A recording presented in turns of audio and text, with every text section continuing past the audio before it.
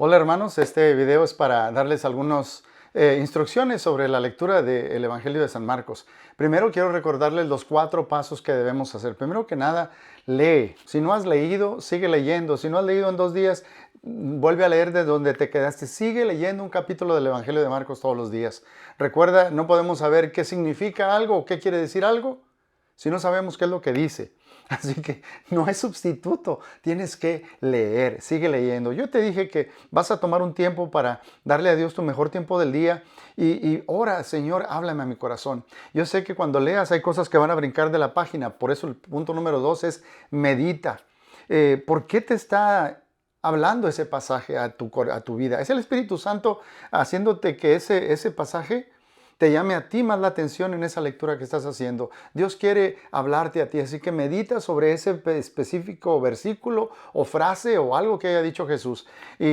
Así que lee y medita. Número 2, número 3, estudia, que es lo que vamos a hacer un poquito aquí. Y por último, no te olvides, esto es muy importante, memoriza.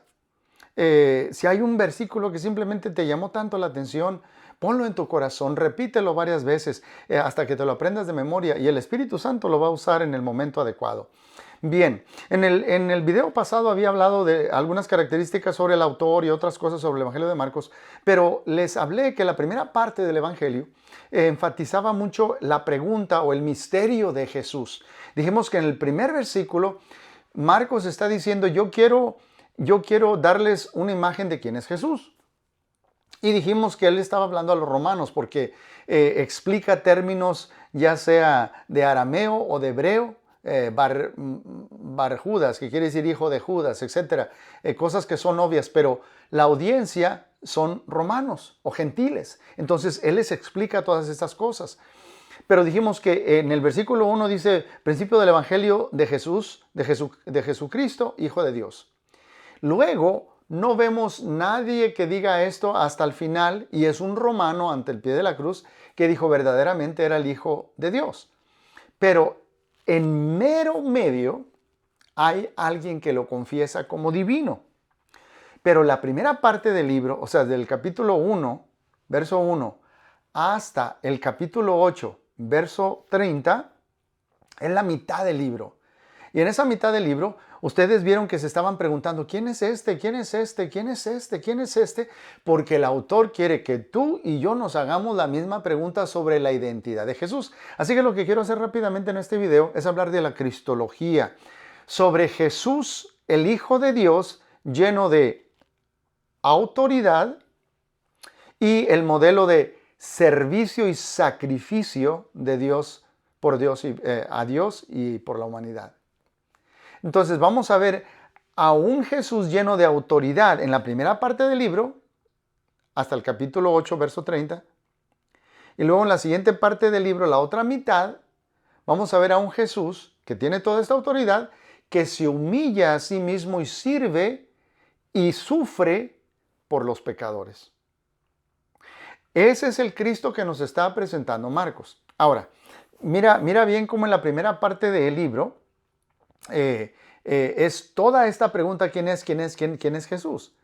Hasta que Jesús mismo, en el capítulo 8, versos del 27 al 30, Jesús y sus discípulos, dice el verso 27, salieron hacia las aldeas de Cesarea de Filipo y en el camino les preguntó, ¿quién dice la gente que soy yo? Le respondieron, unos dicen que Juan el Bautista, otros que Elías y otros que uno de los profetas.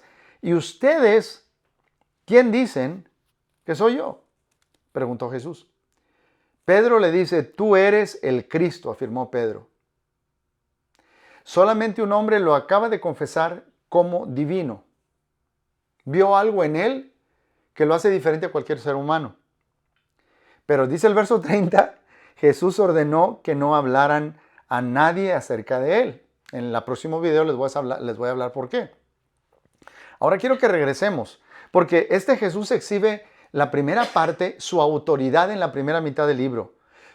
Lo expresa su autoridad a través del poder que tiene para hacer milagros. Número 2, a través de la enseñanza que da, que todos se quedan perplejos de cómo enseña y de dónde tiene tanta sabiduría y ya nos habla diferente a los maestros de la ley humanos. los milagros, las enseñanzas. Y número 3, a través del testimonio que dan los demás acerca de él, muestra su autoridad. Por ejemplo, en el capítulo 1, verso 7, predicaba de esta manera: después de mí viene uno más poderoso. Este es Juan el Bautista. Después de mí viene uno más poderoso que yo. Ni siquiera merezco agacharme para desatar la correa de sus sandalias. Este pregonero, Juan el Bautista, que estaba preparando el corazón de la gente, decía: el que viene detrás de mí es más grande que yo, tiene más autoridad que yo. Capítulo 1, otra vez me voy a quedar nada más en el capítulo 1. Capítulo 1, verso 11. Cuando Jesús está siendo bautizado, el testimonio, se oyó una voz desde el cielo que decía: tú eres mi Hijo amado, estoy complacido contigo. El testimonio de Dios. En el capítulo 1, verso 22, la gente se asombraba de su enseñanza, porque la impartía como quien tiene, ahí está la palabra, en griego es exusía, autoridad, y no como los maestros de la ley. Hay algo diferente en Jesús. En el capítulo 1, verso 27, todos quedaron tan asustados de que se preguntaban unos a otros: ¿qué es esto? ¿Una enseñanza nueva? Pues lo hace con, ahí está la palabra otra vez, autoridad. Da órdenes incluso a los espíritus malignos y le obedecen. Entonces, esto que acabo de mostrar en el capítulo 1 sobre la autoridad de Jesús, se sigue demostrando en toda la primera mitad del libro hasta el capítulo 8, verso 30. Continuamente se repiten milagros y milagros y milagros en esa primera ley que demuestran la autoridad de Jesús. Tanto que llegamos al capítulo 4, verso 41, y ellos, los discípulos, se quedaron espantados y se decían unos a otros: ¿quién es este que hasta el viento y el mar le obedecen?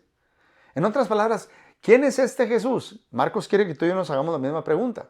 ¿Quién es este Jesús que tiene poder para perdonar pecados, que tiene autoridad sobre las enfermedades, que tiene autoridad sobre los demonios, que tiene autoridad sobre la naturaleza, que tiene autoridad sobre la muerte? Incluso, ¿se acuerda que le decía que Marcos dice enseguida? Marcos pone seguiditos 4 milagros, qué interesante, 4 milagros que demuestran el poder de Jesús sobre cosas de las cuales nosotros no tenemos control y que nos dan miedo. No tenemos control sobre una enfermedad y Jesús tiene poder para sanarla. Sobre los demonios, los expulsa. Sobre la naturaleza, calma una tempestad y camina sobre el agua. Y sobre la muerte, resucita a una niña. ¿Sí me entiende? Jesús tiene todo este poder. Todo este poder.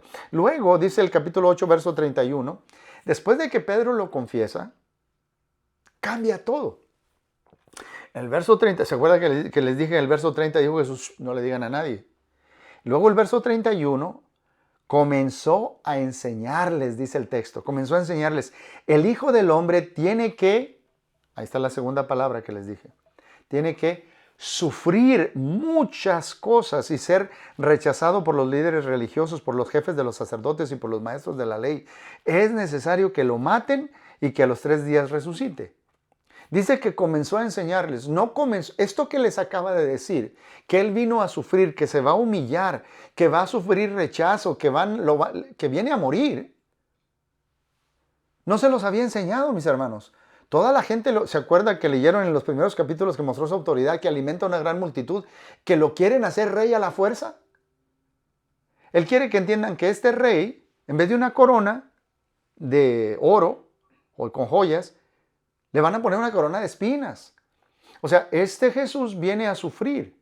Este que tiene toda la autoridad sobre la enfermedad, sobre los demonios, sobre la naturaleza, sobre la muerte, se va a humillar, va a sufrir.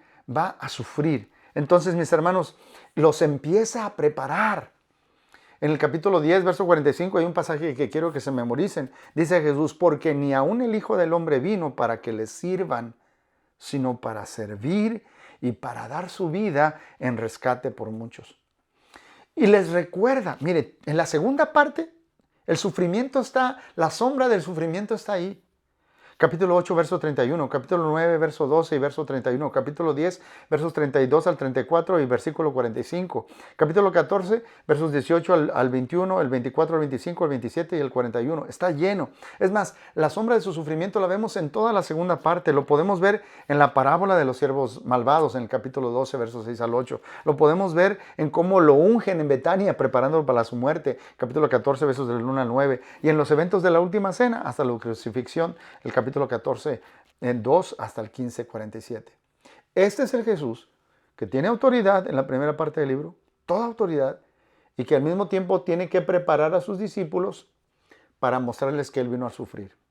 Y tiene que prepararlos porque a ellos no les cabe en la cabeza que Jesús pueda hacer eso o venga a eso. Pedro lo toma aparte, no hables así, y Jesús le dice, apártate de mí, Satanás. No pone la mira en las cosas del cielo, sino en las de la tierra. Vamos a ver en el próximo video por qué. ¿Qué significa que estamos siguiendo a un Cristo que sufre? ¿Qué significa ser un seguidor o un discípulo que va siguiendo a un Cristo que sufre?